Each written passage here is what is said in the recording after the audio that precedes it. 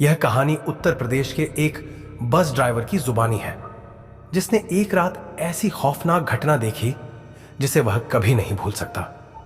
क्या आप हिम्मत रखते हैं इसे सुनने की? आगे की कहानी मैं सुनाऊंगा, बस ड्राइवर की जुबानी। मेरा नाम रामलाल यादव है।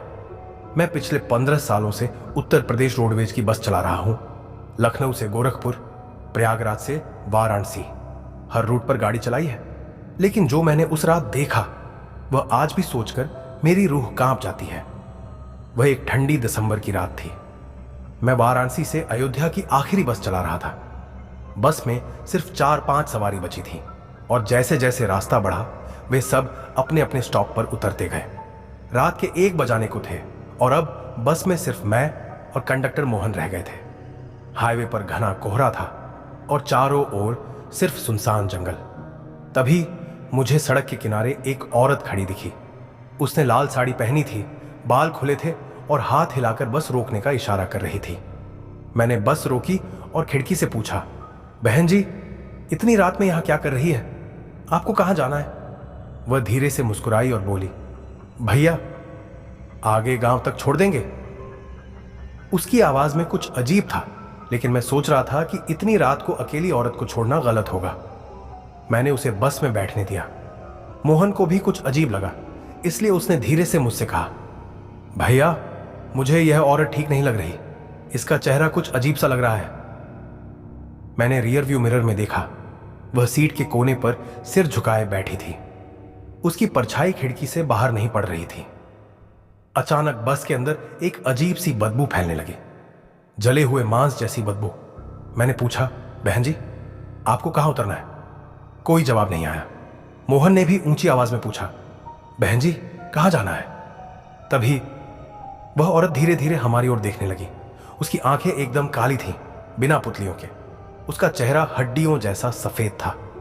मोहन ने घबराकर मुझसे कहा, भैया, गाड़ी रोको। लेकिन मेरा शरीर जैसे जाम हो गया था। मैं कुछ कर ही नहीं पा रहा था।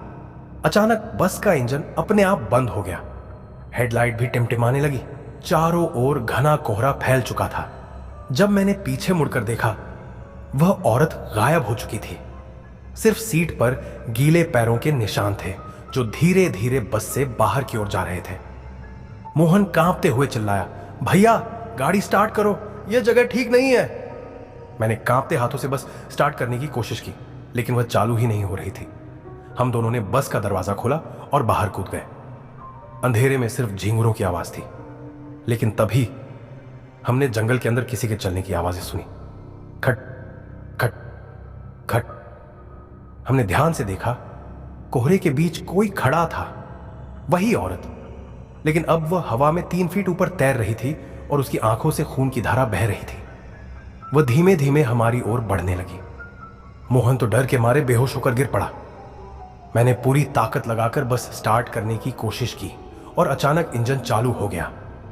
मैंने जल्दी से मोहन को खींचकर बस में डाला और पूरी स्पीड में वहां से भागा। सुबह करीब 3 बजे जब हम पास के गांव पहुंचे तो हमने यह घटना गांव के पुराने पुजारी बाबा को बताई। उन्होंने हमारी बात सुनकर कहा, बेटा, तुम बहुत भाग्यशाली हो जो बच गए। यह सड़क जिस गांव से होकर जाती है, वहां 20 साल पहले एक नवविवाहित औरत की हत्या कर दी गई थी। उसके पति ने उसे लाल साड़ी में ही जला दिया था। तब से वह आत्मा आधी रात के बाद सवारियों के रूप में दिखाई देती है और उन्हें जंगल में ले जाती है। मैंने कांपते हुए पूछा, जो लोग उसके साथ जाते हैं उनका क्या होता है? बाबा ने धीरे से कहा, अब तक कोई वापस नहीं आया। क्या आप कभी रात के सफर में किसी अनजानी सवारी को बैठाने की हिम्मत करेंगे? कौन जानता है, वह इंसान हो या कुछ और। अगर आपको यह कहानी पसंद आई तो द हॉरर डायरी को सब्सक्राइब करें और ऐसी ही और भूतिया कहानियां सुनें। मिलेंगे फिर एक नई भूतिया कहानी के साथ। तब तक के लिए अलविदा।